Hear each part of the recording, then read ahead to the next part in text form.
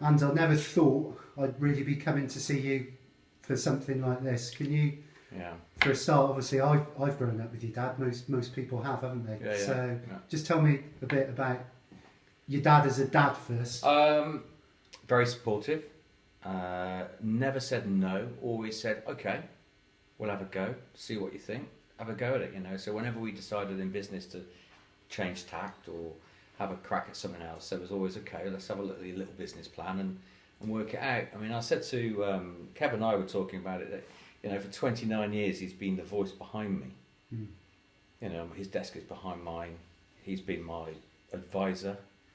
You know, he's been my wingman, and my mate and my dad behind me. You know, and that's the hardest bit. Is the fact that's not going to be there. Sometimes there were some murmurs that you didn't really want to hear, and there was what have I pressed quite often. Yeah. But he was just a solid bloke, wasn't he? Mm. You know, he came up with Mike Goodenough and a few of the others with the "Be Proud of Stroud" slogan. He opened the bypass, much to his regret that it wasn't dual carriageway. And he's just been quite a big figure of Stroud, and you know.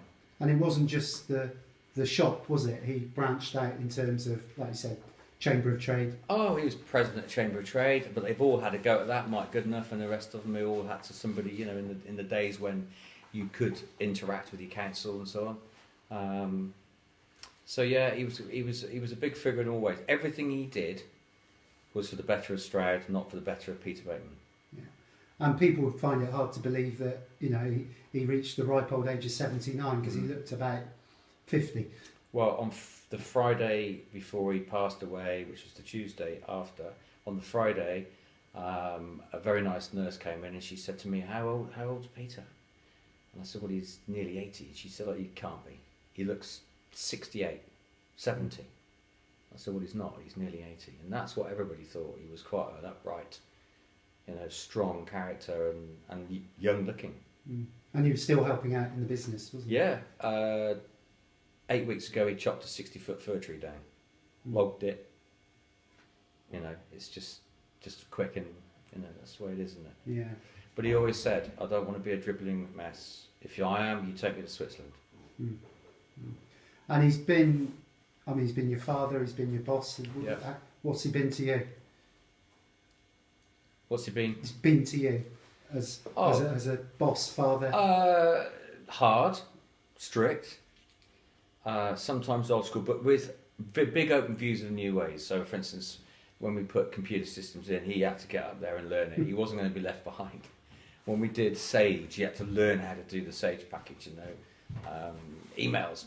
He was virulent on his emails. He was always coming in and checking them every 5 seconds. So he was a good modern 79-year-old, and with very open views. Very open views. He was a realist as well.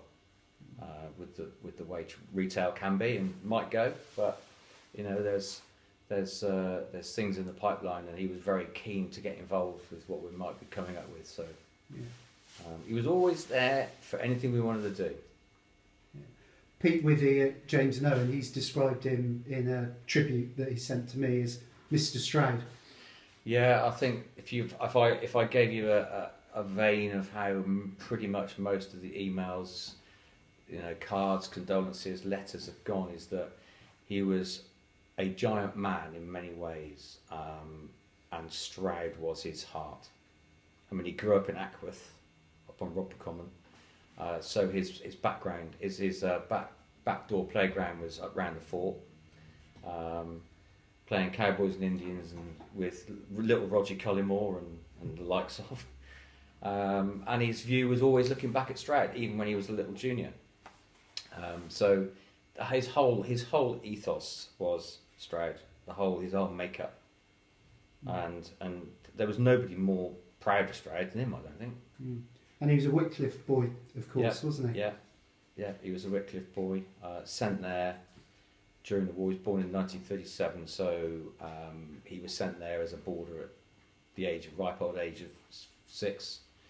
In fact, I've got a letter that he had to write home to his father, who was a Yorkshireman, very strict, William Bateman, and he wrote home to say at the age of 6 in pencil that he wasn't allowed to come home that weekend because he had been naughty, and his father wrote a letter back saying, "Quite right." And he would stay at school. He was the only one at school. Everybody else had gone. So he was a hard taskmaster, his dad, and he learnt from that, I suppose, and instilled it a little bit into us, but with a modern twist. And obviously ran a sports shop, but loved his sport. Loved his sport, played lots of cricket, played rugby until his knees couldn't and his body had given up. Still went down and supported Stroud. He's had Stroud in his veins all his life. He's sponsored them. You know, he's a lifelong member. Still has friends down there, Russ Hill and the likes of. Cricket, Slad Exiles, with his best mates and Roddy Thomas, etc. And he played badminton. He played very good level of badminton. And on Sundays they had a Bateman's five-a-side football team, and there was a table tennis team, and there was all sorts.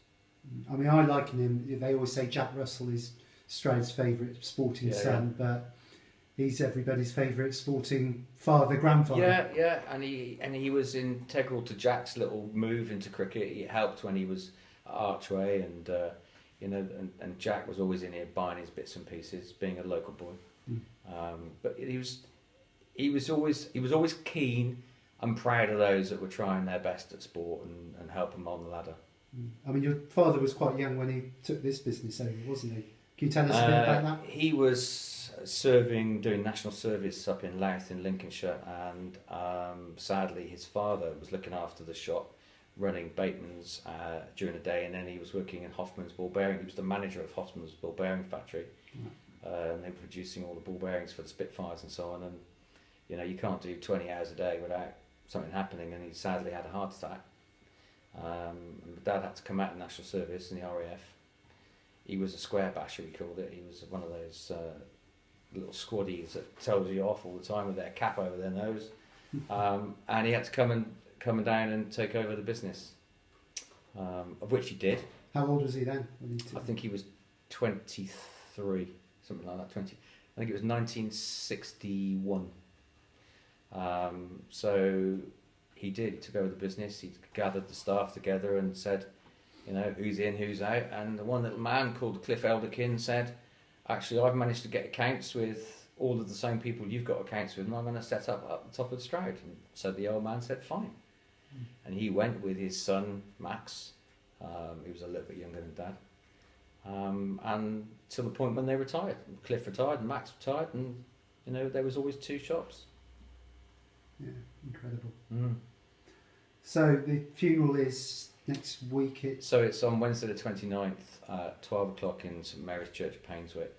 Yeah. And we're going to have a private short cremation afterwards, straight away. And then for those that can, we're going to do a little gathering at Painswick Golf Club.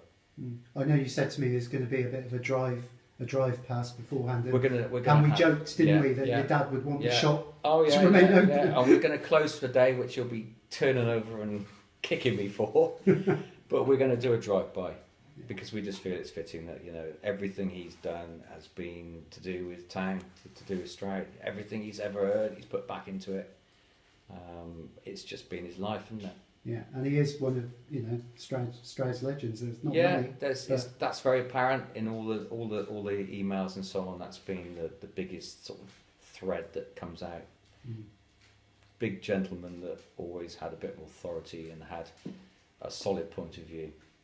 And I guess for you personally and your family and friends and family, it's almost hard to believe, really, isn't it? Well, as you grow through life, you think that you understand those that lose people, and you say, I'm sorry, you hear that, and you sort of sympathise and empathise, but actually, until it happens, you don't know what the feelings are like. And it will be a massive void. It won't be filled. I won't be able to step up to that mark.